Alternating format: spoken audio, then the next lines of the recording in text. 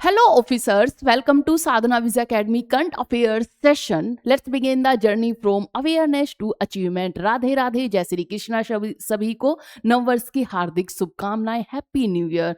आप सभी का ये आने वाला नववर्ष खुशियों भरा हो, आप सभी को कामयाबी मिले और जो भी जिस फील्ड में अपनी नौकरी चाहता है, जॉब चाहता है, उसे वहां पर सिलेक्शन मिले और आपकी आने वाली जो जिंदगी हो खुशियों से भरी हुई हो। ईश्वर करे आप सबको सभी खुशियां मिले और आप स्वस्थ रहें। इसी की कामना के साथ हम देखते हैं अपनी करंट अफेयर्स की क्लास, क्योंकि आज नव वर्ष है, हमारा न्यू ईयर स्टार्ट हुआ है, तो पढ़ाई तो बनती है, क्योंकि आज हम स्किप नहीं करेंगे, क्योंकि ऐसा मानते हैं कि अगर न्यू ईयर पे हम अपनी पढ़ाई कंटिन्यू करते हैं तो फिर वो पूरी सारी स्मूथली हमारी क्लासेस और हमारी जो पढ़ाई है वो चलती रहती है। तो इसी के साथ सबसे पहले करंट अफेयर्स की क्लास में देखते हुए चलेंगे कि क्या क्या है इम्पोर्टेंट, और आप सभी की खुशियों के साथ हम क्या करेंगे, एक पूरे जोश के साथ में इस क्लास को स्टार्ट करेंगे और अच्छे से क्लास को देखेंगे। आपको इससे काफ़ी बेनिफिट होगा और सभी क्लासेस के लिए, सभी के लिए ये काफ़ी इंपॉर्टेंट रहेगी। सबसे पहले करंट अफेयर्स में चलते हैं। पहली न्यूज़ जो कि हमारी होगी द हिंदू की फर्स्ट न्यूज़, ये है कि इसमें जम्मू कश्मीर में एक डिस्ट्रिक्ट है, कौन सा, डाडा जो जम्मू कश्मीर का एक डिस्ट्रिक्ट है, उसमें ट्रेनिंग दी गई है कि जैसे आतंकी हमले होते हैं तो उनसे लड़ने के लिए या आतंकवादियों से लड़ने के लिए तो यहाँ पर ट्रेनिंग दी जा रही है। तो ये न्यूज़ में दी गई थी आज के कि इस तरह से ट्रेनिंग दी जा रही है। ये आपको पता होना चाहिए और होना भी चाहिए कि जिन इलाकों में हमें पता हो कि यहाँ पर क्या होता है कि जैसे आतंकवादी हमले होते रहते हैं, जैसे पहलगांव में हुआ, अगर वहाँ के आसपास के इलाकों में जो वहाँ पे लोग रहते हैं उन्हें अगर ट्रेनिंग में स्किल किया जाए, उन्हें उसमें प्रशिक्षण दिया जाए, तो वो क्या होगा, उससे वो रक्षा कर पाएंगे, अपनी भी कर पाएंगे, जो वहाँ टूरिस्ट आते हैं उनकी भी कर पाएंगे। तो इतना तो वहाँ पर होना चाहिए। तो यही इसमें बताया गया है कि जो स्थानीय ग्रामीण हैं उन्हें आत्मरक्षा के लिए हथियार चलाने का प्रशिक्षण देना शुरू किया है। कहां पर? जम्मू कश्मीर के डोडा जिले में। बस इस न्यूज़ में इतना ही आपको देखना था, मैं सिर्फ इतनी जानकारी देनी थी कि जम्मू कश्मीर के डोडा में क्या दी जा रही है, वहां पर स्किल सिखाई जा रही है। कौन सी स्किल की? हथियार चलाना, आत्मरक्षा करना, उन सब चीज़ों की इन्हें स्किल दी जा रही है, प्रशिक्षण दिया जा रहा है। सेकेंड न्यूज़ है, सेकेंड हमें याद रखना है कि जो हमारी एक्सरसाइज है, कौन सी एक्सरसाइज है, जो हमारी भारत और अरब अमीरात के बीच में होती है, तो वो एक्सरसाइज अभी खत्म हुई है। अबू धाबी में ये हमारी एक्सरसाइज थी। कौन सी थी? तो जो हमारी एक्सरसाइज थी ये थी डिजर्ट एक्सरसाइज। कौन सी? डिजर्ट साइक्लोन का ये सेकंड संस्करण था। इसकी यहाँ पर जो दोनों एक्सरसाइज है यहाँ पर अभ्यास कराया जा रहा था, जैसे कि भारत और संयुक्त अरब अमीरात यूएई के बीच में आयोजित थी सैन्य अभ्यास। आपको सबसे ज्यादा बस यही इंपॉर्टेंट है कि हमारी कौन सी एक्सरसाइज है जो भारत और यूएई के बीच में होती है, अरब अमीरात के बीच में होती है, तो वो है डिजर्ट साइक्लोन। और इसका कौन सा संस्करण था? तो वो था सेकंड संस्करण। कौन सा? सेकंड इसका संस्करण था। तो ये आप देख लेंगे। इसके बाद है कि यह अभ्यास दोनों देशों की स्थल सेनाओं के बीच में होता है, जो लैंड हमारी फोर्सेस के बीच में होता है, जो हमारी मिलिट्री होती है उनके बीच में ये अभ्यास होता है। नेक्स्ट चलते हैं। नेक्स्ट है हमारा कि जो हमारा डीआरडीओ है उसने एक मिसाइल का प्रशिक्षण किया है। मिसाइल कौन सी प्रशिक्षण है? तो आप देखेंगे ये मिसाइल हमारी परले मिसाइल है। परले मिसाइल का इसने प्रशिक्षण किया है। अब क्योंकि हम प्रशिक्षण तो करते रहते हैं और आप बोलोगे कि प्रशिक्षण करना कुछ नया थोड़ी है, तो इस मिसाइल में ऐसा क्या नया है जो ये न्यूज़ में बनी? तो आइए इसमें देखते हैं कि ये जो हमारी मिसाइल है, परले मिसाइल, ये कैसी मिसाइल है? तो ये वायु रक्षा प्रणाली हमारी है। क्या है? दुश्मन की। यहाँ पे देखोगे कि सबसे पहले देखोगे सैल्वो लॉन्च का क्या मतलब है। तो जो सैल्वो लॉन्च होता है, जो परले हमारी मिसाइल है वो सैल्वो लॉन्च की गई है। तो सैल्वो लॉन्च क्या है? एक ही समय में या बहुत कम अंतराल में एक से अधिक मिसाइलों का प्रशिक्षण करना क्या होता है? सैल्वो लॉन्च होता है, सैल्वो प्रशिक्षण होता है। दुश्मन की वायु रक्षा प्रणाली को भेदने की क्षमता रखना, त्वरित और सटीक हमला करने में तीव्रता के साथ और सटीक हमला करने की इसमें क्षमता दिखाना, ये इसकी विशेषताएं होती है। परले मिसाइल क्या है? अब यहाँ से आप देखेंगे कि परले मिसाइल आखिर हमारे लिए इंपॉर्टेंट क्यों है और क्यों महत्वपूर्ण बनती है। तो परले मिसाइल पूरी तरह से, सबसे पहले तो ये स्वदेशी है, मीन्स भारत में ही इसे बनाया गया है, हर तरह से ये स्वदेशी है। कम दूरी की सतह से सतह वाली ये मिसाइल है। याद रखें कि कम दूरी की सतह से सतह ये मिसाइल है और बैलिस्टिक मिसाइल है। बैलिस्टिक मिसाइल क्या होते हैं, छोटी दूरियों को तय करती हैं। उच्च सटीकता है इसकी, तेज गति और तैनाती योग्य इसकी त्वरित इसकी तैनाती है, दुश्मन के सैन्य ठिकानों का पता लगाना, एयरबेस का पता लगाना, लॉजिस्टिक हब पर हमला करने में ये सक्षम है। तो ये है हमारी पर्ले मिसाइल और इसमें क्या है, सैल्वो लॉन्च है। क्या है, सैल्वो इसे लॉन्च किया गया है। नेक्स्ट चलते हैं, अब आते हैं हम अपने क्वेश्चन आंसर्स पर। आज के जो हमारे इंपॉर्टेंट क्वेश्चंस है द हिंदू के या फिर जो हमारी करंट अफेयर्स के क्वेश्चंस हैं उन्हें देखेंगे। सबसे पहला क्वेश्चन है कि हाल ही में चर्चा में रहा ऑपरेशन सद्भावना किस उद्देश्य से शुरू किया गया है। अब ये हिंदी इंग्लिश दोनों में दिया हुआ है, जिसको जैसे भी देखना हो आप देख सकते हैं। ऑप्शन दिए गए हैं। सबसे पहले है यह ऑपरेशन भारत और म्यांमार सीमा पर अवैध घुसपैठ रोकने के लिए चलाया गया है। सेकंड है इसका उद्देश्य ओलो जनजाति की महिलाओं को सशक्त बनाना है। थर्ड है ओलो जनजाति मुख्य रूप से तिरप जिले में, कहां पर ओलो जो जनता जाति है वो कहां रहती है, तिरप जिले में और म्यांमार के कुछ हिस्सों में पाई जाती है। कौन सी, तिरप जाति, ओलो जनजाति। इसके बाद है इसका फोर्थ, यह ऑपरेशन असम राइफल्स की खोसा बटालियन द्वारा अरुणाचल प्रदेश में संचालित किया गया है। तो इसके जो ऑप्शन है इसमें ऑप्शन इसका होगा बी, सी और डी, ये इसका ऑप्शन होगा। यहां पे आप देखेंगे ऑपरेशन सद्भावना एक सामाजिक कल्याण और जनजाति विकास से जुड़ा हुआ अभियान है जिसे सुरक्षा बलों द्वारा स्थानीय समुदाय और सहयोग विकास के उद्देश्य से चलाया जाता है। जो ये ओलो जनजाति है, ओलो जनजातियों की जो महिलाओं को और सशक्त बनाना, जो ओलो जनजाति इनकी महिलाओं को सशक्त बनाना, और ओलो जनजाति मुख्य रूप से अरुणाचल प्रदेश में पाई जाती है, अरुणाचल प्रदेश के तिरप जिले में पाई जाती है। तो ये आप याद रखेंगे कि आपसे पूछा जा सकता है कि ओलो जनजाति कहाँ पाई जाती है, तो आप याद रखेंगे अरुणाचल प्रदेश के तिरप जिले में ओलो जो जनजाति है वो पाई जाती है। इस म्यांमार के कुछ सीमावर्ती क्षेत्रों में भी ओलो जनजाति पाई जाती है। महिलाओं को आत्मनिर्भर बनाना, सामाजिक जागरूकता फैलाने और विकास को जोड़ देने के लिए ये मिशन चलाया गया है। कौन सा मिशन है, तो सद्भावना मिशन। ऑपरेशन असम राइफल्स की खोसा बटालियन द्वारा अरुणाचल प्रदेश में संचालित किया गया था। नेक्स्ट क्वेश्चन है हमारा, नेक्स्ट है 8वें केंद्रीय वेतन आयोग, जो कि हमारे एट्थ हमारे सेंट्रल पे कमीशन के अध्यक्ष कौन है। तो एट्थ हमारे सेंट्रल कमीशन के अध्यक्ष कौन है, तो वो है न्यायमूर्ति रंजना प्रकाश देसाई। कौन है, न्यायमूर्ति रंजना प्रकाश देसाई हमारी एट्थ हमारी क्या बनी है, सेंट्रल पे कमीशन बनी है। मींस 8वें केंद्रीय वेतन आयोग की जो अध्यक्ष बनी है वो बनी है हमारी न्यायमूर्ति रंजना प्रकाश देसाई, ये भी आप याद रखें। नेक्स्ट क्वेश्चन है हमारा कि लोकसभा स्पीकर से संबंधित अनुच्छेद कौन सा है। तो लोकसभा का किस हमारे आर्टिकल में दिया हुआ होता है लोकसभा के बारे में,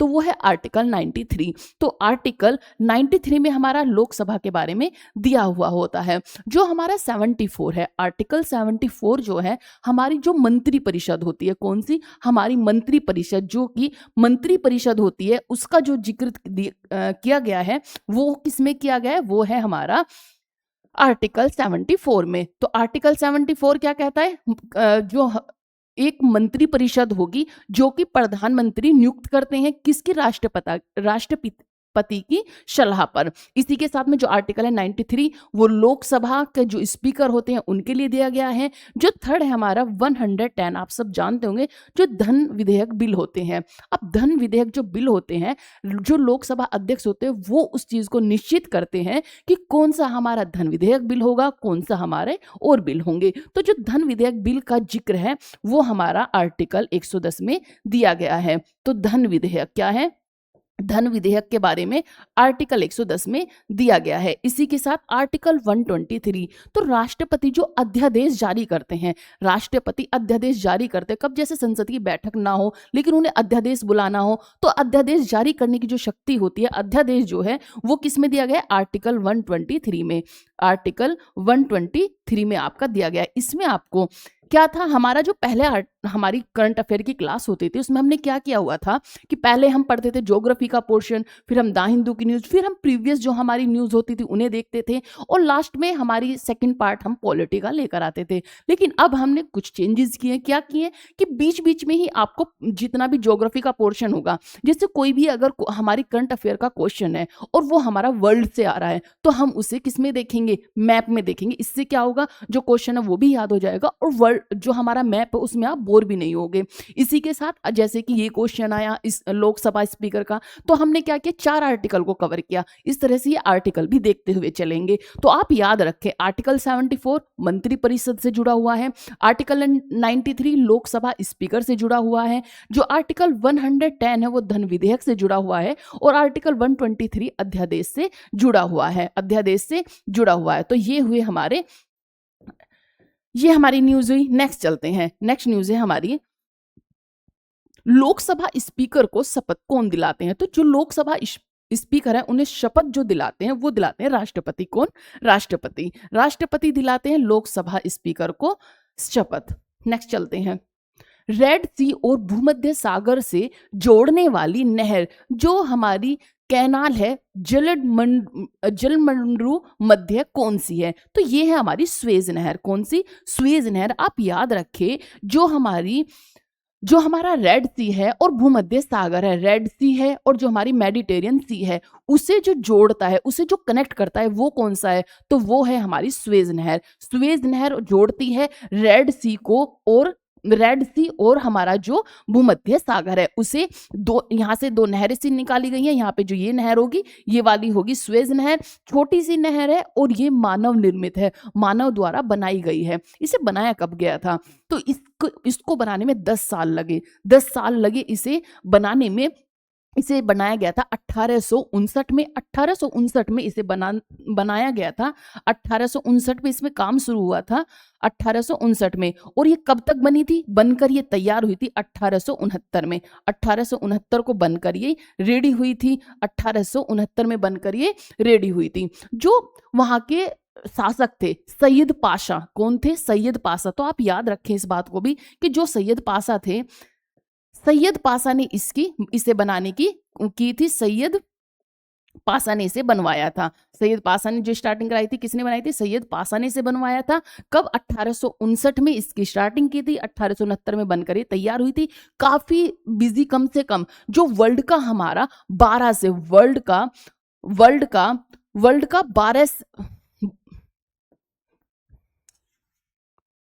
सैयद पाशा वर्ल्ड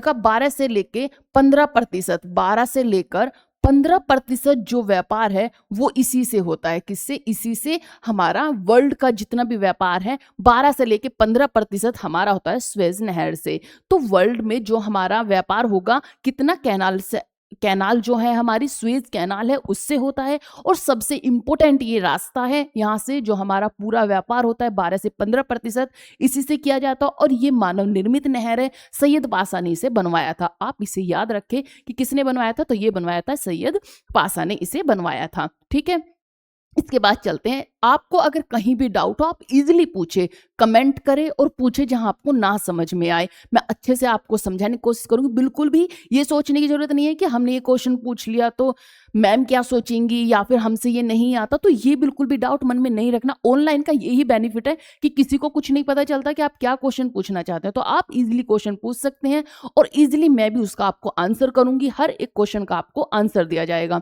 जहां भी ना समझ आए आप इजीली पूछ सकते हैं। सैयद पाशा ने इसे बनवाया था। नेक्स्ट चलते हैं। अब आप यहाँ पर देखेंगे जो ये रेड सी है, यहाँ पर आप देख रहे होंगे ये है रेड सी और यहाँ पे आपको मेडिटेरियन सी दिख रहा होगा, जो भूमध्य सागर ये आपको दिख रहा होगा। अब इसी से आप यहाँ पे 2 देखोगे, 2 कैनाल, यहाँ पे एक ये दिखेगी, एक आपको ये दिखेगा। जो ये है आपकी स्वेज नहर। स्वेज नहर कहाँ पर है, ये है इजिप्ट में। इजिप्ट में इसे इजिप्ट के जो शासक थे सैयद पाशा उन्होंने बनवाई थी।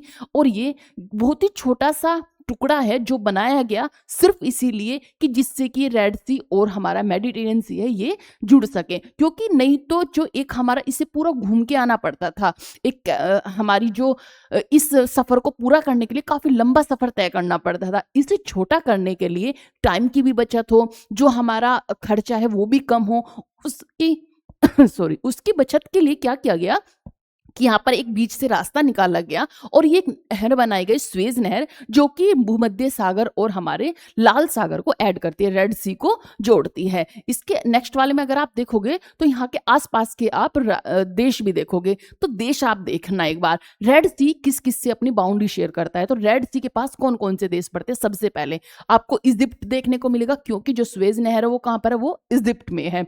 इसके बाद आप देखोगे कि यहाँ पे आपको सूडान देखने को मिलेगा साउथ में, इजिप्ट के साउथ में सूडान देखने को मिलेगा, और इसी के पास में आपको इरिट्रिया देखने को मिलेगा, जिबूती देखने को मिलेगा, और यहीं पे आपको बाब अल मंदाद की स्टेट देखने को मिलेगी। कौन सी? याद रखें, बाब अल मंदाद की स्टेट कहां पर है? तो ये जो आप देखने को मिल रहे होंगे ये है यहाँ पर बाब अल मंदाद की स्टेट है। इसी के साथ में आपको यहाँ पर गल्फ ऑफ अदान देखने को मिलेगा, यमन देखने को मिलेगा, सोमालिया देखने को मिलेगा। ये सोमालिया है, ये नेक्स्ट हमारा एक क्वेश्चन आएगा सोमालिया पर कि एक सोमालिया लैंड है, उससे सोमालिया से अलग बन गया है। उसने क्या किया था? उसने काफी अपने आप को पहले से ही अलग किया हुआ था, लेकिन अभी एक देश है जिसने उसे आधिकारिक रूप से मान्यता दे दी है कि वो एक अलग देश है। इसी के साथ में सोमालिया हुआ। इधर आप देखेंगे अरेबियन सी आपको देखने को मिलेगा, यहीं पर ईस्ट में आपको अरेबियन सी देखने को मिलेगा।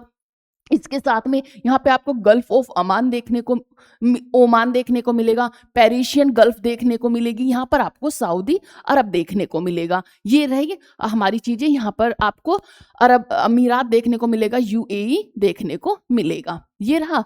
ऊपर अगर आप देखेंगे स्वेज नहर के नॉर्थ ईस्ट में तो आपको जॉर्डन देखने को मिलेगा, और नॉर्थ में आपको इजराइल देखने को मिलेगा। मेडिटेरियन सी के बिल्कुल पास में आपको इजराइल देखने को मिलेगा। तो आप ये भी याद रखें, ये इजराइल यहाँ पर पड़ता है और यहाँ पर आपको जॉर्डन देखने को मिलेगा। ये हमारी स्वेज कैनाल हुई। जब आप इन्हें इस तरह से देखोगे तो क्वेश्चन भी याद होगा, और एक जो हमारा वर्ल्ड मैप है उसे भी आप अच्छे से देख पाओगे कि कौन सा कहाँ पर पड़ता है, कहाँ पर रेड सी है, कहाँ पर हमारा मेडिटेरियन सी है, कहाँ पर स्वेज नहर दोनों को कनेक्ट कर रही है, किस तरह से कनेक्ट कर रही है, कितना छोटा वो रूट है। इसी के साथ में कहाँ पर स्थित है, जैसे कि इजिप्ट में स्थित है, उसके पास कौन कौन से देश पड़ते हैं। तो रेड सी के पास में, अब आपसे ही पूछ लिया जाए रेड सी के पास कौन कौन से देश पड़ते हैं, तो एक ही क्वेश्चन से आपको सेकंड मिलेगा। इजिप्ट पड़ता है, सूडान पड़ता है, इरिट्रिया पड़ता है, जिबूती पड़ता है, इधर सोमालिया हुआ, इधर यमन हुआ, सऊदी अरेबिया हुआ। तो इस तरह से आप याद करते हुए चलेंगे।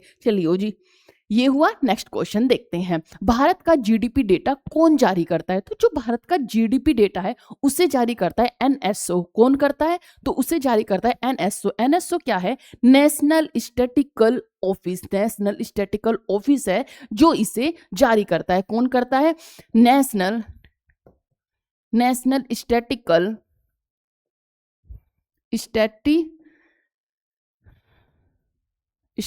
ऑफिस इसे जारी करता है, और ये जारी करता है हमारा जो एनएसओ है। एनएसओ कब इसकी स्थापना कब हुई थी? तो एनएसओ की स्थापना हुई थी 2019 में। पहले जो था इसे सीएसओ ये जारी करते थे, लेकिन बाद में 2019 में इसका नाम बदलकर किया गया एनएसओ, और एनएसओ 2019 में जारी किया गया। और यही जो हमारी जीडीपी है उसी को काउंट करता है, वही बताता है कि जो हमारी जीडीपी कितनी रही है। तो ये हुआ हमारा राष्ट्रीय जो हमारी संख्यांकी ऑफिस है, मंत्रालय है, वो इसे जारी करता है 2019 में। तो याद रखोगे आप, 2019 में ये जारी की गई थी। नेक्स्ट चलते हैं।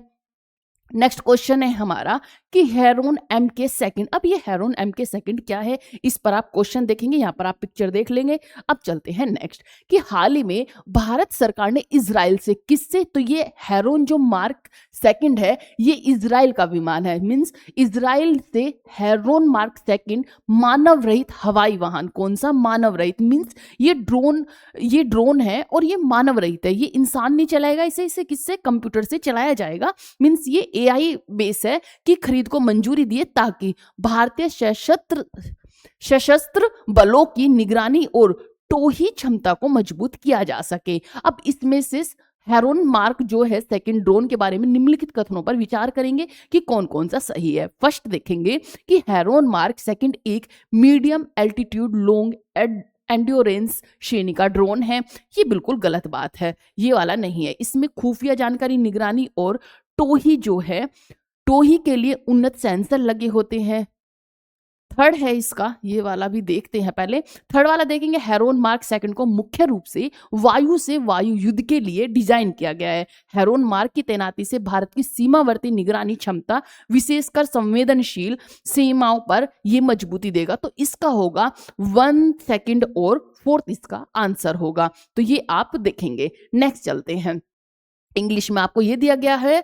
अब चलिएगा नेक्स्ट, यहाँ पे आप देख लेंगे कि जो ये ऑल वेदर कैपेबिलिटी है, मींस दिन रात खराब मौसम में भी ये संचालन कर सकता है। इसी के साथ में ये 24 से 30 घंटे तक उड़ान भर सकता है। थर्ड इसकी है कि जो एडवांस सेंसर है, इसमें मैंने आपको बताया इलेक्ट्रो ऑप्टिकल, इंफ्रारेड रेडार आदि इसमें लगे हुए हैं, जिससे कि क्या करेगा, वर्क करेगा। जो सैटेलाइट कम्युनिकेशन है उसकी अक्षमता जो है इसकी बहुत ही स्ट्रोंग है। समुद्र और जमीन दोनों पर ये निगरानी में सक्षम है। ऐसा नहीं है कि वायु से वायु में ही है, इसलिए मैंने उसे गलत किया। ये जमीन से वायु, जो समुद्र है, समुद्र और जमीन दोनों पर निगरानी में सक्षम रखता है। इसका उद्देश्य क्यों खरीदा हमने, तो ये भारत चीन सीमा जो हमारी LAC है, आप सब जानते हैं, लाइन एक्चुअल कंट्रोल है LAC, उस पर निगरानी रखेगा। भारत पाक सीमा पर, समुद्री क्षेत्रों पर निगरानी रखने के लिए आतंकवाद या घुसपैठ ऐसी तस्करी पर ये नजर रखेगा। मानव रहित है। तो क्या होता है कि अगर हमारे कोई फौजी हुए या फिर हमारे मिलिट्री फोर्स के बंदे हुए, अगर वो उसमें है तो एक टेंशन रहती है, या फिर कुछ खराबी ना हो जाए, कोई दिक्कत ना हो जाए, और वो 24 घंटे वहां पर अवेलेबल नहीं हो सकते। लेकिन जो है ये ड्रोन है, ये क्या होगा, मानव रहित है। ये 24 से लेकर 30 घंटे तक ये निगरानी रख सकता है। इसके बाद क्या होगा कि फिर इसके ऐसे रूटीन चलते रहेंगे। तो ये सब चीजें हैं। साथ ही साथ इससे बहुत सारी चीजों का भी पता लगेगा, कहाँ से घुसपैठ हो रही है, कहाँ से तस्करी हो रही है, तो ये सब चीजों की भी निगरानी रख पाएगा। जो सिचुएशन है इसकी, तो क्या है कि इसमें मैंने आपको बताया था, यहाँ पर आपको ये चारों हमारे जो ऑप्शन है वो दिए गए हैं। मैंने आपको बताया कि जो कथन थर्ड था वो हमारा गलत था। एयर टू एयर ड्रोन नहीं है, ये समुद्र और जमीन दोनों पर भी निगरानी रख सकता है। नेक्स्ट न्यूज है हमारी, इंडिया टूरिज्म डेटा कंपोडियन 2025 के अनुसार घरेलू पर्यटकों को आकर्षित करने के मामले में महाराष्ट्र देश ने शीर्ष राज्य बनकर उभरा है। इस संदर्भ में कौन सा महाराष्ट्र के शीर्ष स्थान पर रहने की सबसे उचित व्याख्या है? इसमें से एक सही है, तो इसमें देखेंगे। सबसे पहले, महाराष्ट्र में भारत के सबसे अधिक यूनेस्को विश्व धरोहर स्थल स्थित है, तो ये हमारा सही है। लेकिन इससे बेहतर देखते हैं, महाराष्ट्र में सांस्कृतिक विरासत, धार्मिक पर्यटन, शहरी केंद्र और तटीय पर्यटन का विविध संयोजन है, जिससे मजबूत परिवहन और आतिथ्य अवसंरचना का जो हमारे समर्थन प्राप्त किया गया है। तो इसमें क्या है, सेकंड वाले में सब कुछ आ गया। तो इसी के लिए ये सब क्या होगा, ये एक ही अच्छा वो हो गया है। हाँ, यूनेस्को विश्व धरोहर नहीं है कि महाराष्ट्र भाई यूनेस्को धरोहर है, कुछ चीजें हैं जो यूनेस्को धरोहर में शामिल है, तो इसका हुआ सेकंड। नेक्स्ट चलते हैं, इंग्लिश में आपका दिया हुआ है, हाल ही में यह घोषणा की गई है कि प्रधानमंत्री कार्यालय जो PMO है का नाम बदलकर सेवा तीर्थ रखा गया है। अब सेवा तीर्थ क्यों रखा गया है, तो ये क्यों रखा गया है, तो आइए देखते हैं एक बार कि ए कहता है प्रधानमंत्री कार्यालय को संवैधानिक दर्जा प्रदान करना, बी कहता है सार्वजनिक सेवा, सुशासन और नागरिक केंद्रित प्रशासन की अवधारणा को मजबूत करना, सी कहता है प्रधानमंत्री कार्यालय को संसद के प्रत्यक्ष नियंत्रण में लाना, और डी कहता है मंत्री जो मंडल है सचिवालय को प्रधानमंत्री कार्यालय से प्रतिस्थापित करना। तो इसका ऑप्शन जो होगा सेकंड सही होगा कि जो सार्वजनिक सेवा, सुशासन और नागरिक केंद्रित प्रशासन को सुनिश्चित करना इसका लक्ष्य है। तो क्या किया गया है, तो आप याद रखिए जो PMOs का नाम बदल दिया गया है और वो हो गया है सेवा तीर्थ। क्या हो गया है, सेवा तीर्थ। नेक्स्ट चलते हैं, ये हुआ हमारा इंग्लिश में। अब आप ये भी याद रखें, कुछ चीजें हैं जिनका नाम बदलकर रखा गया, जैसे आप सब जानते हैं कि पहले जिसका नाम था राजपथ, क्या था, राजपथ। आप सब जानते हैं कि पहले क्या था, राजपथ। राजपथ का नाम बदलकर क्या रख दिया गया है, तो राजपथ का नाम बदलकर रख दिया है कर्तव्य पथ। क्या रख दिया है, कर्तव्य पथ रखा गया है, कर्तव्य पथ रख दिया गया है। इसी के साथ में आप सब जानते हैं इलाहाबाद का नाम बदलकर प्रयागराज रख दिया गया है। इसी के साथ हमारा तो जो औरंगजेब रोड था उसका रख दिया गया है एपीजे अब्दुल कलाम, नाम बदल दिया गया है। एक और हमारी जो चीजें थी, जैसे कि आप सब जानोगे कि हमारा था फैजाबाद, फैजाबाद जहाँ पे हमारी अयोध्या है, फैजाबाद डिस्ट्रिक्ट जो जिला है उसका नाम अयोध्या डिस्ट्रिक्ट रख दिया गया है। इसी के साथ में हमारा एक और था, हमारा था रेड कोर्स, जो हमारे रेस कोर्स रेड रोड था, रेस कोर्स रोड था, उसका नाम कर दिया गया है लोक कल्याण मार्ग। आप सब जानते हैं दिल्ली में जो अब है लोक कल्याण मार्ग के नाम से जाना जाता है। और मुगल गार्डन है, मुगल गार्डन का नाम बदलकर कर दिया गया है अमृत गार्डन। मुगल गार्डन का नाम बदलकर क्या कर दिया गया है, ये आपके क्वेश्चन में पूछ सकते हैं कि मुगल गार्डन, जो हमारा मुगल गार्डन है, मुगल गार्डन का नाम बदलकर क्या रख दिया गया है, तो वो रख दिया है अमृत। क्या रख दिया गया है, अमृत गार्डन, अमृत गार्डन उसका नाम रख दिया गया है। तो आप ये याद रखेंगे, अमृत गार्डन हुआ। जो हमारा फैजाबाद था उसका नाम क्या हो गया, फैजाबाद। फैजाबाद का नाम बदल कर रख दिया गया अयोध्याबाद। फैजाबाद का नाम क्या बदल कर रख दिया गया है, अयोध्या। तो अब हो गया है अयोध्या डिस्ट्रिक्ट कहा जाता है, अयोध्या डिस्ट्रिक्ट। तो आप ये याद रखें, ये वाले काफी इंपॉर्टेंट है और आपके एग्जाम में पूछे जाते हैं कि किसका नाम बदलकर क्या कर दिया गया है। तो ये हुआ। नेक्स्ट क्वेश्चन पर चलते हैं।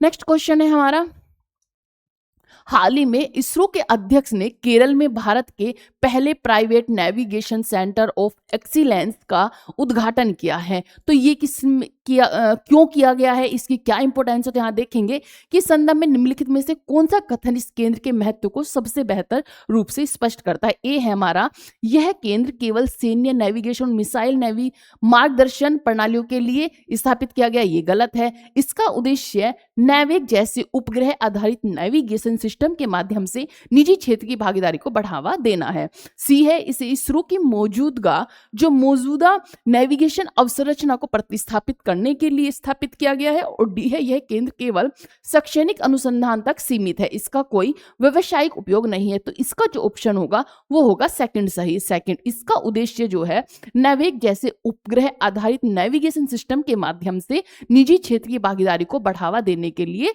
किया गया है। तो ये होगा। अब आप जानोगे कि इसरो जो है इसकी स्थापना कब हुई थी। तो इसरो की जो स्थापना है वो हुई थी 15 अगस्त। कब हुई थी, 15 अगस्त 1969 में। कब हुई थी, तो ये हुई थी 1959 में। 15 अगस्त 1969 में इसकी स्थापना हुई थी। 69 में स्थापना हुई थी। जब मैंने आपको बताया 1869 में सुएज नहर हमारी बनकर तैयार हुई थी, 1859 में उसे बनाया जा रहा था। ये है 1969 में बनकर ये वो 1969 में इसरो की स्थापना हुई थी। स्थापना किसने की थी, इसरो के जनक किसे माना जाता है, तो वो माना जाता है साराभाई को। किसको, तो वो माना जाता है हमारे थे विक्रम साराभाई। कौन, विक्रम साराभाई को माना जाता है। तो ये हुए विक्रम साराभाई। विक्रम साराभाई को फादर माना जाता है इसरो का, विक्रम साराभाई। अच्छा, आप सब जानोगे कि अभी हाल फिलहाल में जो है वो जो इसरो है उसके अध्यक्ष कौन है।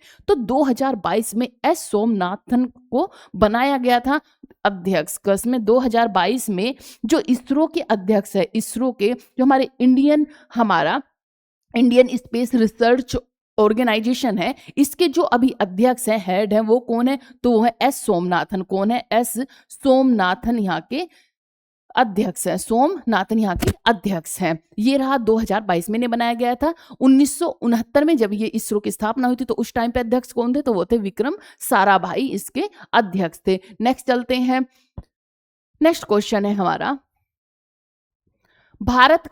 दिल्ली का इंदिरा गांधी अंतरराष्ट्रीय हवाई अड्डा हाल ही में भारत का पहला वोटर पॉजिटिव एयरपोर्ट बना है। इसके उसमें कौन कौन से सही हैं। सबसे पहले, हवाई अड्डा सभी कार्यों में भूजल का उपयोग पूरी तरह बंद कर देता है, ये तो गलत है। हवाई अड्डा अपनी पूरी जल आवश्यकता केवल वर्षा जल से संचय से पूरी करता है, तो ये भी गलत है। क्योंकि अगर ऐसा हुआ तो भाई फिर तो अगर बारिश नहीं हुई तो ये तो काम ही नहीं करेगा, यहाँ तो काम करना ही बंद कर देगा। नेक्स्ट चलते हैं। हवाई अड्डा टिकाऊ जल प्रबंधन के माध्यम से जितना पानी उपयोग करता है उससे अधिक पानी का पुनर्चक्रण और पुनर्भरण करता है, तो ये वाला ऑप्शन बिल्कुल सही है। तो जो ये हवाई अड्डा है इसमें जो जल प्रबंधन है वो क्या करता है, उसका रिसर्किल करता है। क्या करता है, रिसर्किल, पुनर्चक्रण उसका करता है। फिर इसके बाद फोर्थ तो हमारा गलत है ही, क्योंकि हमारा सी सही है।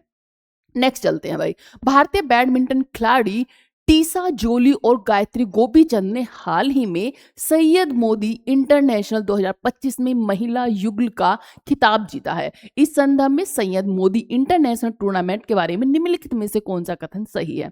फर्स्ट देखेंगे, यह अंतर्राष्ट्रीय ओलंपिक समिति द्वारा आयोजित एक ग्रैंड स्लैम बैडमिंटन टूर्नामेंट है। सेकंड कहता है यह भारत में आयोजित होने वाला एक वार्षिक अंतर्राष्ट्रीय बैडमिंटन टूर्नामेंट है जिसका नाम पूर्व भारतीय बैडमिंटन खिलाड़ी सैयद मोदी के नाम पर रखा गया। ये ऑप्शन इसका बिल्कुल सही है। जो हमारे बैडमिंटन खिलाड़ी थे सैयद मोदी, ये काफी बैडमिंटन के काफी फेमस हमारे जो खिलाड़ी रहे हैं। इन्होंने कांस्य पदक जीता और फिर क्या हुआ था, कांस्य पदक जीता और 1980 में इनकी एक दुर्घटना में मृत्यु हो गई थी। फिर इन्हीं की याद में 1981 में सैयद जो हमारी जो पुरस्कार है सैयद मोदी ट्रॉफी हमारी दी जाने लगी, पुरस्कार का स्थापना की गई क्योंकि इनकी याद में, इनकी स्मृति में। तो कौन सा चला हमारा, तो वो चला सैयद मोदी इंटरनेशनल 2025 में महिला युग के लिए महिला बैडमिंटन खिलाड़ी को दिया गया कौन सा खिताब है, तो वो है सैयद मोदी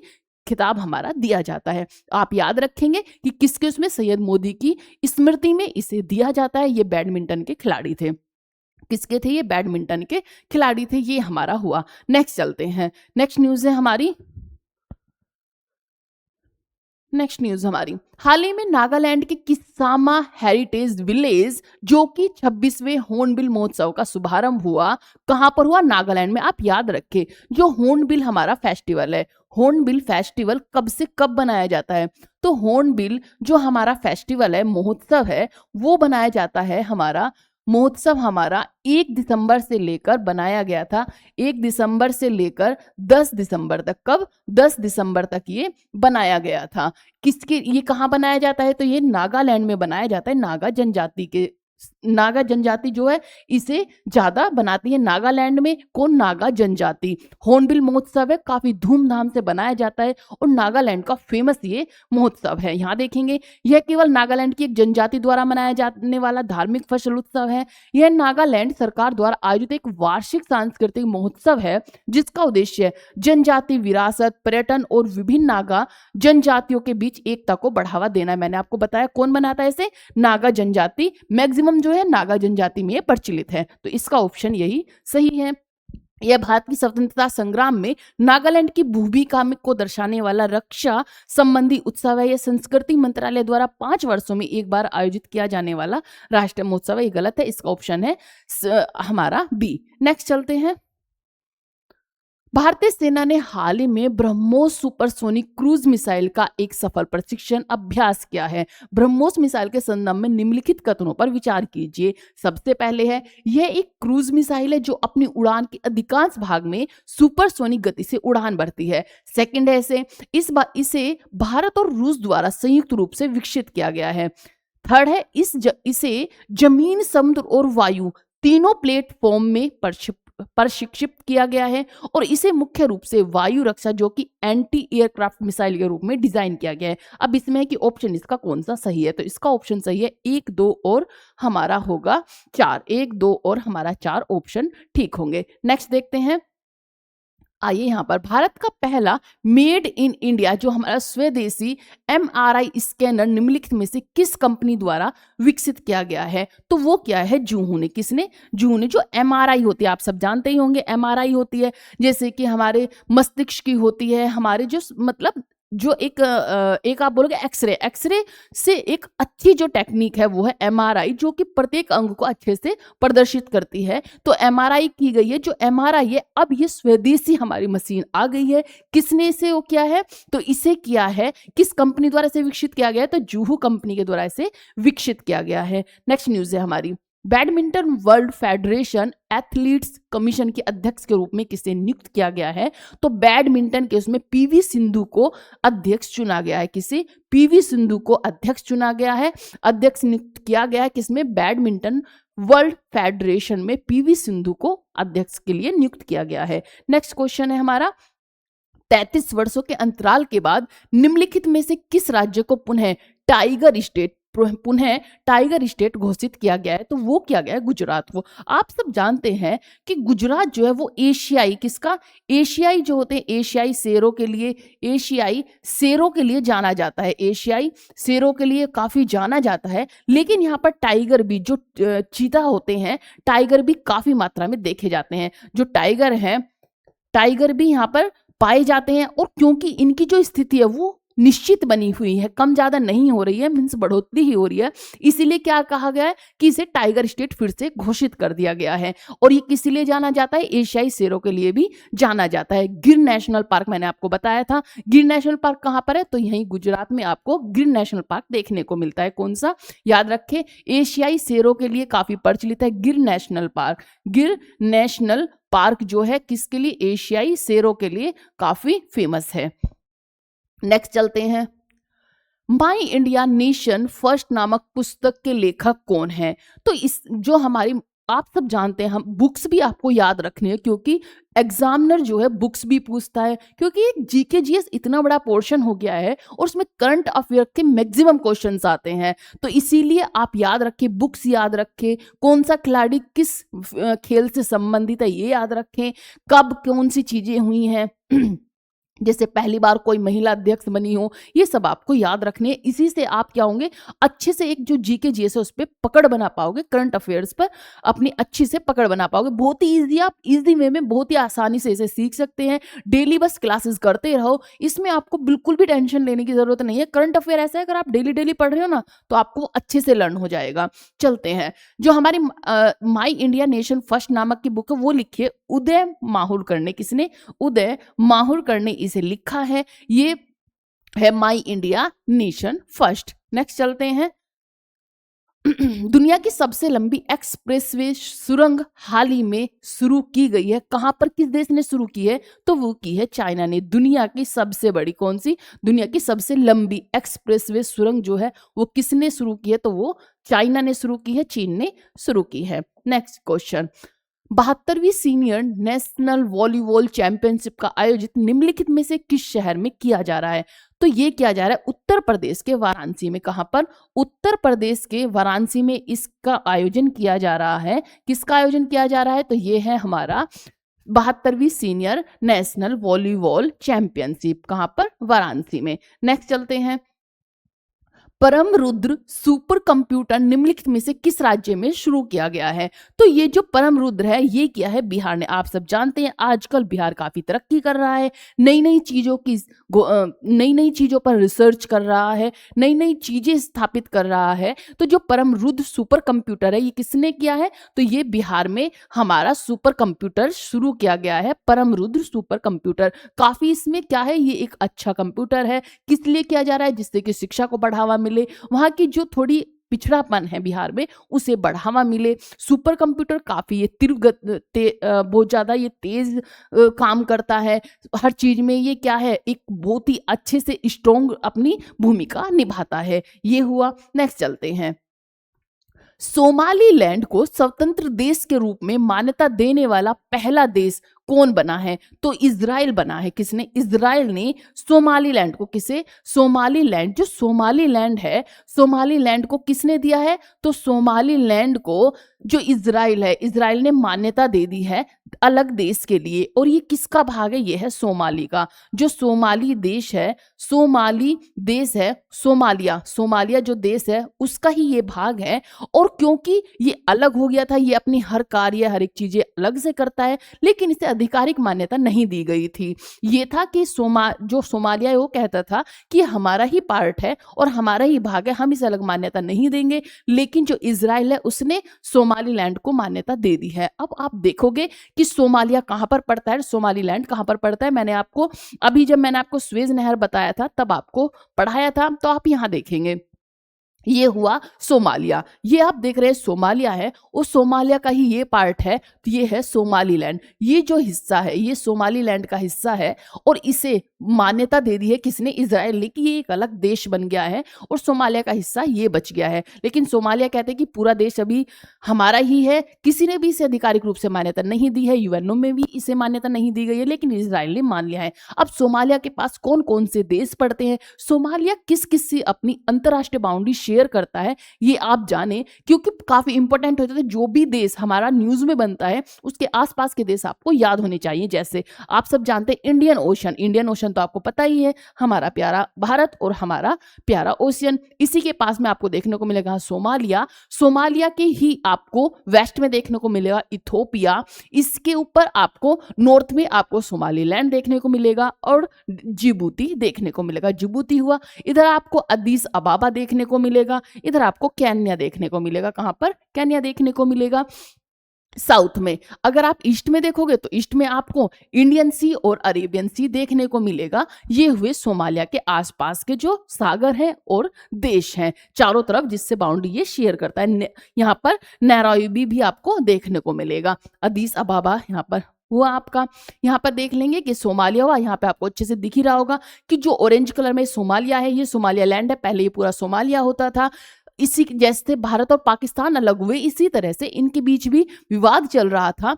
और जैसे अभी पाकिस्तान से बलूचिस्तान अलग होना चाहता है लेकिन उसे जो और देश है वो मान्यता नहीं दे रहे हैं, इसी तरह से जो सोमालीलैंड है वो अलग पहले से ही हो गया था। इनके सब कार्य सब चीजें अलग से हो रही थी लेकिन किसी ने भी इसे मान्यता अभी तक नहीं दी थी। लेकिन अब आकर जो इजराइल है उसने इसे मान्यता दे दी है कि सोमाली जो लैंड है हम उसे अलग से देश मानते हैं। उन्होंने आधिकारिक रूप से उसे मान्यता दे दी है। इथोपिया आप देख रहे होंगे, यहाँ पर जिबूती आपको देखने को मिल रहा होगा और इधर इंडियन ओशन आपको देखने को मिल रहा होगा। ये हुआ सोमालिया से रिलेटेड हमारा। नेक्स्ट क्वेश्चन हम देखेंगे, इंग्लिश में आपको दिया हुआ है, निम्नलिखित में से कौन सा कारक है जो कि थारधार मरुस्थल जो है हमारा के निर्माण में सबसे महत्वपूर्ण जलवायु कारक है? तो आप देखेंगे कि हमारा अरावली पर्वतमाला के समांतर बहने वाली दक्षिण पश्चिमी मानसून पवने। आप सब जानते हैं अरावली पर्वत पर काफी आपने न्यूज भी देखी होंगी, काफी आर्टिकल्स आ रहे हैं, काफी इन्फ्लुएंसर जो हैं वो उनके बारे में बातें कर रहे हैं कि अरावली पर्वत पर क्या हुआ है कि गवर्नमेंट ने कुछ कहा था कि अरावली जो पर्वत की 100 मीटर तक की जो डिस्टेंस की कोई पहाड़ी है उसे अरावली पर्वत में नहीं रखा जाएगा। साथ ही अगर 500 मीटर का गैप है तो उसे भी अरावली पर्वत में नहीं रखा जाएगा। इस तरह से खनन को लेकर और एक इस डर से कि जो हमारी प्रकृति है या फिर जो हमारा राजस्थान का जो एनवायरमेंट है वो एकदम से चेंज हो जाएगा। राजस्थान में काफी और देश जो राज्य हैं वो भी उससे काफी प्रभावित होंगे। तो इसी पर काफी आंदोलन भी किए गए, प्रोटेस्ट किए गए हैं। तो इस पर हम एक अलग से क्लास लेकर आएंगे। इसके बाद हम अरावली पर्वत पर ही बात करेंगे। तो यहाँ पे थोड़ा पर आप समझ लें कि जो हमारा मरुस्थल है वो क्यों महत्वपूर्ण जलवायु रखता है, अरावली पर्वतमाला के समांतर बहने वाली दक्षिण पश्चिमी मानसून पवनों की वजह से। अब यहाँ पर आप देखेंगे ये कैसे कह रहे हैं,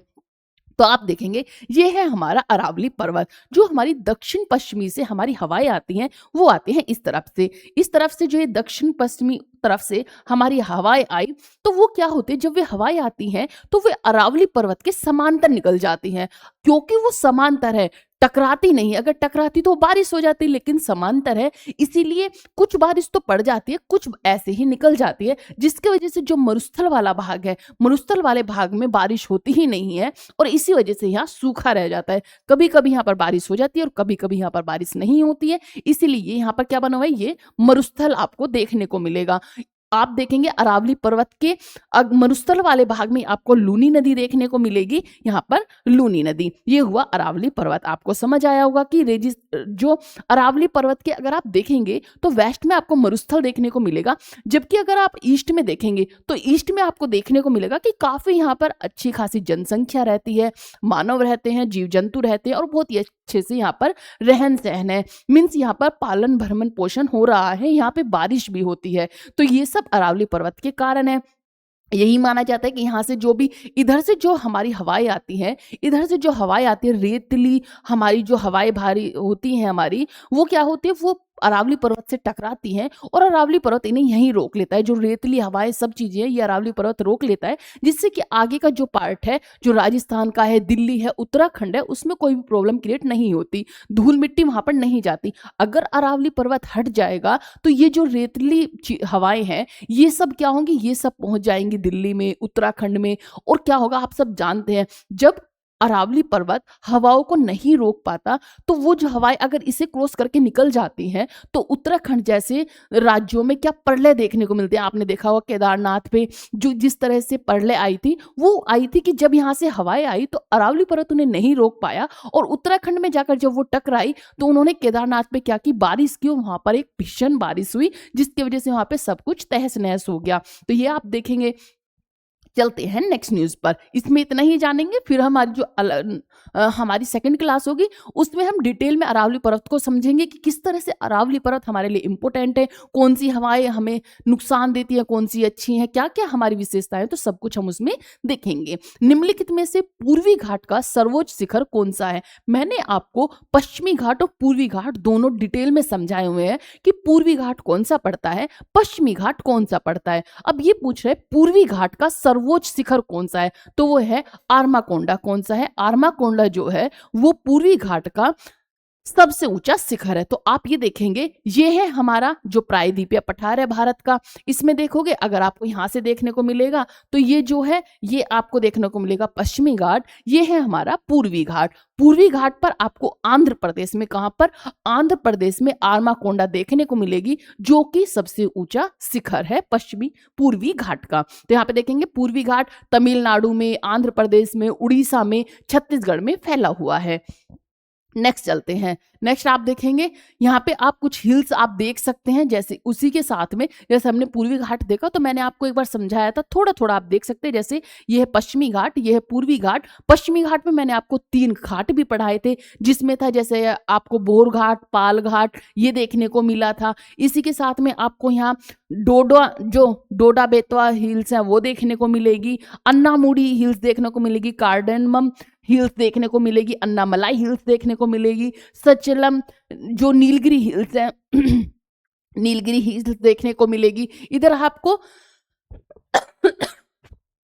ये आपको विध्यांस की, सतपुड़ा की जो पहाड़ियां हैं वो देखने को मिलेगी। मैंने आपको बताया था मध्य प्रदेश में है। इसी के यहाँ पर आपको नर्मदा और ताप्ती नदी इनके समांतर बहती हुई नजर आती है। इधर अगर आप देखेंगे तो यहाँ पर आपको देखने को मिलेगी कि यहाँ पे आपको कुछ मिलेगी, पलक्का कोड़ा हिल्स है, नागरी हिल्स है, या फिर जावेदी हिल्स है। ये आपको कुछ हिल्स देखने को मिलेंगी, ये आप देख लेंगे थोड़ा सा। यहाँ से आपको जो भी चीजें आपको थोड़ा थोड़ी नॉलेज बढ़ती रहे, इसलिए मैंने एक तो एक्स्ट्रा ऐड कर दिया। चलते हैं नेक्स्ट क्वेश्चन पर। ये हमारा हो गया, क्या था? आर्माकोंडा सर्वोच्च शिखर है कहाँ का? हमारा पूर्वी घाट का। नेक्स्ट क्वेश्चन है, ब्लैक गोल्ड शब्द का प्रयोग सामान्यतः निम्नलिखित में से किसके लिए किया जाता है? ब्लैक मीन्स काला सोना, किसे कहा जाता है? तो काला सोना कोयले को कहा जाता है। किसे? कोयले को, क्योंकि कोयला काफी इंपॉर्टेंट है, हमारी हर एक चीजों में कोयला बहुत ज्यादा चाहिए, इसीलिए बहुत सारे साधन, हमारी चीजें हुई, उन्हें कोयले से अलग बनाया जा रहा है, जिससे कि कोयले की नीड कम हो और कोयले की खपत भी कम हो, जिससे कोयला की खाने खोदना ये सब चीजें, क्योंकि कोयले की जब खाने खोदी जाती है काफी हानिकारक होते हैं, वहां से कार्बन डाइऑक्साइड निकलती है, बहुत लोग वहां घायल हो जाते हैं, बहुत सारी हानिकारक गैसें होती हैं, जहरीली गैसें होती हैं, और इसकी खपत इतनी बढ़ गई थी कि कोयला कमी होती जा रही थी, इसलिए इसे ब्लैक सोना भी कहा जाता है। इसके बाद देखेंगे नेक्स्ट आपको देखने को मिलेगी कोयला कहाँ कहाँ पाया जाता है। हमें ये तो पता चल गया कि ब्लैक सोना कहा जाता है, लेकिन कोयला पाया कहाँ जाता है? तो अगर आप देखेंगे तो कोयला आपको देखने को मिलेगा झारखंड में, उड़ीसा में। तो यहाँ पे आप देखेंगे तो यहाँ पे आपको रानीगंज में देखने को मिलेगा, तलचर में, कारोबा में, सिंगरैनी में, नवेली में, यहाँ पे आपको सिंगरौली में देखने को मिलेगा, पलाना में देखने को मिलेगा, घाटी में पंचघाटी में देखने को मिलेगा। ये हुए कोयला, जो कोयला आपको देखने को मिलेगा। तो कोयला कहाँ कहाँ पाया जाता है? तो झारखंड, उड़ीसा, ये आप देख सकते हैं कि आपको यहाँ पर देखने को मिलेगा। आप यहाँ पर भी देख लेंगे, मैंने आपको स्टेट दिए हुए हैं, सभी स्टेट की राजधानी फटाफट से एक बार देख लेंगे, क्योंकि अभी कुछ एग्जाम भी आ रहे हैं, जैसे कि दिल्ली पुलिस का कांस्टेबल का एग्जाम है या फिर एनटीपीसी का एग्जाम है। तो अभी उनके लिए सडनली आपसे पूछ लिया जाए कि कौन से राज्य की क्या राजधानी है, तो आप किस तरह से बताएंगे? एक बार आप क्विकली रिवीजन कर लोगे तो आपको फटाफट ये याद हो जाएगी। जैसे आंध्र प्रदेश अमरावती, अरुणाचल प्रदेश ईटानगर, असम दिसपुर, बिहार पटना, छत्तीसगढ़ रायपुर, गोवा की राजधानी है पणजी, गुजरात की गांधीनगर, हरियाणा की चंडीगढ़, हिमाचल प्रदेश की शिमला, झारखंड की रांची, कर्नाटक की बेंगलोर, केरल की तिरुवनंतपुरम, मध्य प्रदेश की भोपाल। यहाँ पर देखेंगे इसके बाद मणिपुर की इम्फाल, मेघालय की शिलोंग, मिजोरम की आइजोल, नागालैंड की कोहिमा, उड़ीसा की भुवनेश्वर, पंजाब की चंडीगढ़, राजस्थान की जयपुर, सिक्किम की गंगटोक, तमिलनाडु की चेन्नई और तेलंगाना की हैदराबाद, त्रिपुरा की अगरतला और यहाँ पे उत्तर प्रदेश की लखनऊ, उत्तराखंड की देहरादून आपको देखने को मिलेंगी। ये थी हमारे स्टेट और उनकी राजधानी। नेक्स्ट क्वेश्चन देखते हैं। नेक्स्ट क्वेश्चन है हमारा, भारत में लोहे के अयस्क सबसे अधिक मात्रा में किस राज्य में पाए जाते हैं? तो जो लोहे के अयस्क है वो सबसे ज्यादा किस मात्रा में पाए जाते हैं, कहां पर पाए जाते हैं? तो लोह अयस्क देखेंगे आप कि सबसे ज्यादा कहां पाए जाते हैं। ये है लोह अयस्क जो पाए जाते हैं, लेकिन सबसे ज्यादा पाए जाते हैं ये उड़ीसा में। कहां पर आपको देखने को मिलेंगे? उड़ीसा में सबसे ज्यादा राज्य में पाए जाते हैं। लोह अयस्क मैंने आपको बताया था काफी महत्वपूर्ण है। और क्यों महत्वपूर्ण है ये? तो आपको ये महत्वपूर्ण इसलिए है क्योंकि कोयला, जिस तरह से कोयला मैंने आपको बताया था कि सबसे ज्यादा कहां पाया जाता है, झारखंड में पाया जाता है, जैसे झरिया हुआ झारखंड के वहां पे पाया जाता है। लेकिन इसी तरह से लोहे अयस्क भी काफी इंपॉर्टेंट है। और लोहे अयस्क में सबसे ज्यादा जो रहती है हमारे, जैसे और बहुत सारी चीजें रहती हैं, तो इस तरह से लोहे अयस्क जैसे हमारे एल्यूमिनियम, बॉक्साइट हुआ और बहुत सारी चीजें हैं, ये लोहा अयस्क में आती हैं। और हमारे लोहे की चीजें जैसे कि हुआ हमारा रेल के काम में, मशीनरी में या फिर वाहन में, सब चीजों में हमारा लोहा अयस्क चाहिए। लोहा अयस्क सबसे ज्यादा उड़ीसा में पाया जाता है। कहां पर? आप देखेंगे उड़ीसा में लोहा अयस्क पाया जाता है। कहां पर? उड़ीसा में। यहाँ पर आप देखेंगे तो उड़ीसा में लोह अयस्क पाया जाता है। उड़ीसा में, इसे आप देखते हुए चलेंगे, उड़ीसा में लोह अयस्क पाया जाता है। यहाँ पर लोह अयस्क के कुछ आप देख लोगे, जैसे कि रत्नागिरी में लोह अयस्क देखने को मिलेगा आपको, बैरेलरी में देखने को मिलेगा, दुर्ग में देखने को मिलेगा, मयूरभंज में देखने को मिलेगा। कहां पर? झारखंड के मयूरभंज में। या फिर कंदू, जो ये है केंदुझार में देखने को मिलेगा। यहाँ पे आपको ये लोह अयस्क देखने को मिलेंगे। नेक्स्ट चलते हैं। ये हुआ हमारा लोह अयस्क से महत्वपूर्ण हमारे क्वेश्चंस हुए। एक बार आप देख लेंगे इसका। इस्पात उद्योग की रीढ़ किसे माना जाता है? इस जो हमारे इस्पात होते हैं, इस्पात उद्योग की रीढ़ माना जाता है लोह अयस्क को। ये याद रखना था, मुझे ये लाइन याद नहीं आई, इसीलिए मैंने एक बार कि लोह अयस्क में जैसे कि मशीनरी, भवन, रेलवे, इन सब में लोह अयस्क की उपयोगिता होती है। भारत में विश्व के प्रमुख लोह अयस्क उत्पादक देशों में शामिल है। भारत में लोह अयस्क सबसे अधिक कहाँ पाए जाते हैं? तो वो पाए जाते हैं उड़ीसा में। कहाँ पर? उड़ीसा में पाए जाते हैं। भारत के प्रमुख लोह अयस्क क्षेत्र कौन कौन से हैं? तो आपको देखोगे झारखंड में पाए जाते हैं, उड़ीसा में पाए जाते हैं। उड़ीसा में सबसे ज्यादा है, झारखंड की पट्टी सबसे बड़ी है। प्रमुख जिले कौन कौन से? कयोंझर, मयूरभंज, सुंदरगढ़ या फिर दुर्ग, बस्तर, चंद्रपुर पट्टी। छत्तीसगढ़ महाराष्ट्र के पास है, बेलारी, चित्रदुर्ग पट्टी। फिर महाराष्ट्र, उड़ीसा में अधिक लोह अयस्क मिलने के कारण हेमेटाइट जो अयस्क की प्रचुरता है, प्राचीन जो है प्री कैम्ब्रियन चट्टानों में ये पाए जाते हैं। खनन के लिए अनुकूल भौगोलिक परिस्थितियों में आप देख सकते हैं। इसी के साथ में अगर आप इसी कारण से उड़ीसा को भारत का आयरन ओर हब भी कहा जाता है। तो आप याद रख के लोह अयस्क कहां पर पाए जाते हैं? तो उड़ीसा में सबसे ज्यादा पाए जाते हैं। इसी के साथ में अगर आप देखेंगे, नेक्स्ट चलते हैं हम। नेक्स्ट क्वेश्चन हमारा, ये मैंने आपको बता दिया लोह अयस्क कहाँ कहाँ पर है। तो यहाँ पर आपको दुर्ग में देखने को मिलेंगे, यहाँ पर चंद्रापुर में देखने को मिलेंगे, बिलियाडीला में देखने को मिलेंगे। यहाँ पर आपको देखने को मिलेंगे तुमाकुरा, गोवा हुआ, रत्नागिरी हुआ, कुंदेरमुख हुआ। तो ये आपको लोह अयस्क देखने को मिलेंगे। नेक्स्ट चलते हैं भाई, भारत में बॉक्साइट का प्रमुख उत्पादक राज्य कौन सा है? अब हमने कोयले का जाना, कोयला कहां पर? झारखंड में। लोह अयस्क कहां पर था? तो लोह अयस्क हमारा था उड़ीसा में। तो जो बॉक्साइट है, बॉक्साइट भी हमारा उड़ीसा में है। उड़ीसा में, गुजरात में आपको देखने को मिलेंगे, या फिर कुछ रहे छत्तीसगढ़ में, महाराष्ट्र में भी इसके आपको बॉक्साइट देखने को मिलेंगे। बॉक्साइट क्या होता है? जैसे एल्यूमिनियम हुआ, एल्यूमिनियम का काम जो चाहिए होता है वो किस में होता है? बॉक्साइट में। तो कहां पर है? तो ये भी हमारा हुआ उड़ीसा में। कहां पर? उड़ीसा में आपको देखने को मिलेगा, उड़ीसा में। नेक्स्ट चलते हैं। आप देखोगे तो जो आपको बॉक्साइट देखने को मिलेगा ये है बॉक्साइट, इस तरह से देखा जाता है और काफी इंपॉर्टेंट ये हमारे रेयर एलिमेंट्स होते हैं, लोहा एस्क्वा, बॉक्साइट, मैग्नीज, एल्यूमिनियम, ये क्या है तो ये आपको देखने को मिलेगा और काफी महत्वपूर्ण हमारे लिए अयस्क होते हैं, हमारे रेयर अयस्क में आता है, जैसे लिथियम हुआ, ये सब चीजें। बॉक्साइट एल्यूमिनियम का प्रमुख अयस्क है, किसका? एल्यूमिनियम का। तो याद रखें एल्यूमिनियम का प्रमुख अयस्क क्या है? बॉक्साइट। आपसे पूछ लिया जाता है कि एल्यूमिनियम का अयस्क बताओ या फिर बॉक्साइट किसका अयस्क है और है, तो आप याद रखेंगे किसका है? एल्यूमिनियम का। भारत में बॉक्साइट का सबसे बड़ा उत्पादक राज्य कौन सा है? उड़ीसा। उड़ीसा प्रमुख क्यों है? यहाँ लैटेराइट पठारों का विस्तार है जो बॉक्साइट निर्माण के लिए उपयुक्त है। पूर्वी घाट की भू संरचना बॉक्साइट से समृद्ध है, खनन और परिवहन सुविधाएं विकसित होती हैं। उड़ीसा के प्रमुख बॉक्साइट क्षेत्र हैं जैसे कि कोरापुट हुआ, कालाहांडी हुआ, रायगढ़ हुआ, सुंदरगढ़ हुआ और पंचपटमाली पहाड़ियां हुई, जहां पर आपको बॉक्साइट की खनिज देखने को मिलेंगे। एशिया की सबसे बड़ी बॉक्साइट के भंडार में से एक है, कौन सी? तो वो है पंचपटमाली पहाड़ियां। आप याद रखें ये क्वेश्चन, इस तरह के जो क्वेश्चन होते हैं ना वो काफी इंपॉर्टेंट बन जाते हैं। जैसे कि एशिया में सबसे ज्यादा जो बॉक्साइट पाया जाता है कहां पर? तो पंचमटमाली पहाड़ियों में पाया जाता है। तो ये हुआ। चलो जी, ये क्वेश्चन हमारा हो गया। भारत के अन्य बॉक्साइट क्षेत्र जैसे मैंने आपको गुजरात में बताया, गुजरात के कच्छ में देखने को मिलेगा, जामनगर में देखने को मिलेगा, झारखंड में भी पाए जाते हैं, लोहारदंगा में। महाराष्ट्र में कहाँ पे? कोल्हापुर हुआ, रत्नागिरी हुए। छत्तीसगढ़ में सुरगुंजा हुआ, मध्य प्रदेश में अमरकंटक हुआ। ये जो हमारे क्षेत्र है ना इनमें हर एक अयस्क पाए जाते हैं, लेकिन कहीं पे बॉक्साइट की बहुलता है, कहीं पर हमारी जो है कोयला के ज्यादा खाने पाई जाती हैं, या फिर कहीं पर हमारे लौह अयस्क ज्यादा पाए जाते हैं। तो ये आप याद रखेंगे। इसके बाद चलते हैं नेक्स्ट क्वेश्चन।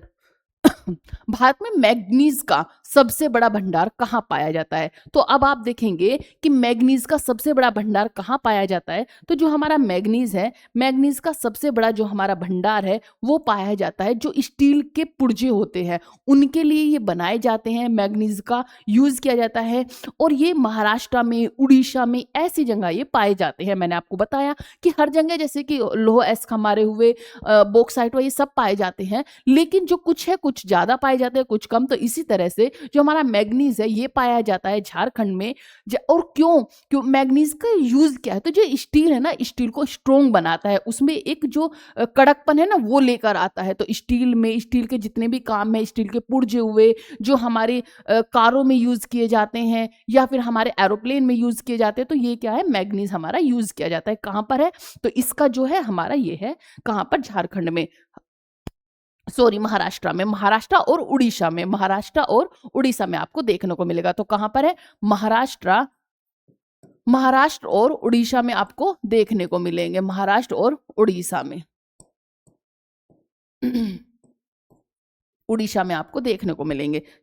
ये हुआ हमारा। नेक्स्ट क्वेश्चन देखेंगे। मैग्नीज एक अत्यंत महत्वपूर्ण खनिज है जिसका प्रयोग मुख्य रूप से लौह एवं इस्पात उद्योग में इस्पात की मजबूती और गुणवत्ता बढ़ाने के लिए किया जाता है। महाराष्ट्र को सबसे बड़ा भंडार क्यों माना जाता है? क्योंकि महाराष्ट्र में नागपुर जो भंडार क्षेत्र में मैग्नीज के विस्तृत और सतत भंडार पाए जाते हैं।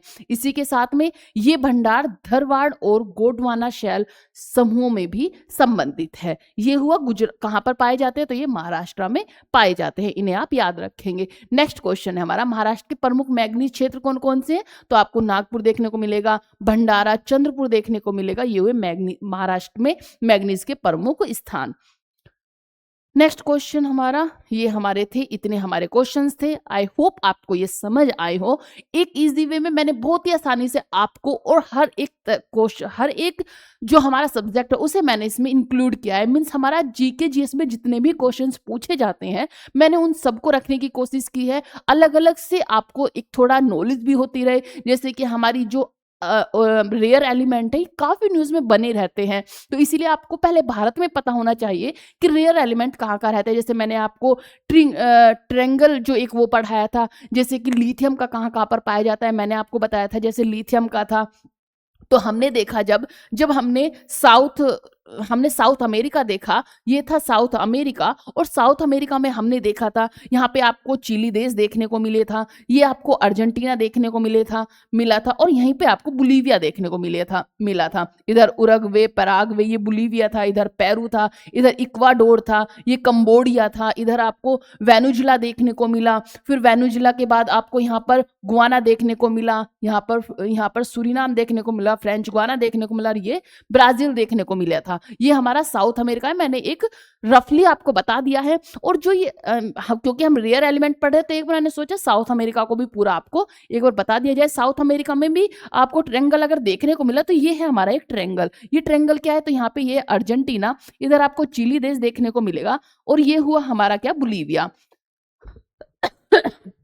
यहाँ पर ये रेयर एलिमेंट काफी पाए जाते हैं, जैसे लिथियम है, लिथियम हुआ, सोना हुआ, चांदी हुए, तो ये इस ट्रायंगल में पाए जाते हैं, जैसे कि चिली देश हुआ, अर्जेंटीना हुआ और हमारा बोलिविया। तो आप ये भी याद रखें, ट्रायंगल लिथियम कहाँ कहाँ पाए जाते हैं, चिली देश में, अर्जेंटीना में और बोलिविया में। कहाँ पर स्थित है, साउथ अमेरिका में ये स्थित है। इस तरह से ये हुआ हमारा, मैंने इसी में आपको यहाँ पर फिर आपको पढ़ाया था क्या, आपको नॉर्थ अमेरिका में आपको यहाँ मैक्सिको देखने को मिला था, यहाँ यूएसए देखने को मिला था, यहाँ पे आपको कनाडा देखने को मिला था और यहाँ पे आपको अलास्का देखने को मिला था, क्या, अलास्का। तो ये था हमारा नॉर्थ अमेरिका, ये था हमारा साउथ अमेरिका। इधर मैंने आपको बताया था लास्ट में, इधर आपको यूरोप देखने को मिला था। इस तरह से आपको यहाँ यूरोप देखने को मिलेगा, यहाँ पे आपको अफ्रीका, इस तरह से ये पार्ट जो था ये अफ्रीका का देखने को मिला था। उधर अगर आप चलेंगे तो इधर आपको देखने को मिला था एशिया, यहाँ पर क्या था, एशिया, यहाँ पर हमारा प्यारा भारत था। इधर आपको नीचे आपको क्या देखने को मिला था, अटलांटिका देखने को मिला था।